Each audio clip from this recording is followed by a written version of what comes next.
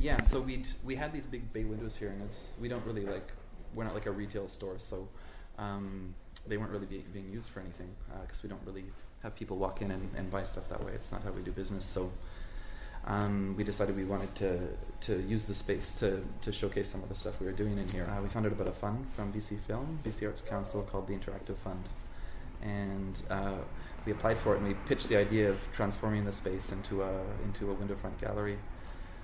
So we needed infrastructure, projectors, TVs, computers, and we also pitched the idea of having doing a series of 5 installations over a year, where we would put out a call and find 5 different artists to work with, and have them have the engineers, interaction designers here work with them on each project. So in many cases, these were artists that hadn't worked with technology before but wanted to.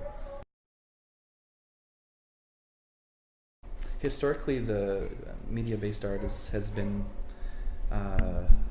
neglected a bit by the mainstream art world. I think there's good reasons for it as well as bad reasons. I think part of it is just it was something new, and it's also something that's hard to sell. It doesn't fit the traditional model in the art world where pieces of art are kind of these commodities that get traded and sold and are status items. A lot of digital art is kind of ephemeral, or like it only exists for a short duration of time.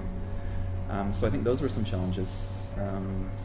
Another one is just technically it's much harder to curate technology-based shows. There's just way more to worry about, way more things that can go wrong. You can just become one. By that I mean you can just you can go online, you can learn how to use different digital media tools. You can learn about electronics and things like that.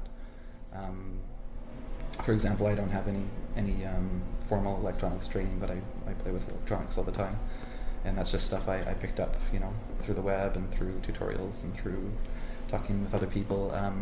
There's the academic route too. I have a background in computer science and visual arts. UVic, there's a combined program actually in visual arts and computer science, so that would be a good one. If it's overcast, you can see it in the day, but it's best seen at night, probably after about 4 p.m. This is all rave footage that the artists took around the world in I think it was mid-90s. Yeah, they kind of deconstructed. It was originally just done with photographs, or I think a multi-channel installation with 10 different videos playing simultaneously. We're always open to having people show work there, but it has to be interactive. That's one of the kind of rules of the gallery. So it's but yeah, the space is here and available for programming. Again, we do have periods through the year. So if someone had an idea and wanted to come in and show work here, they just have to come in and talk to us.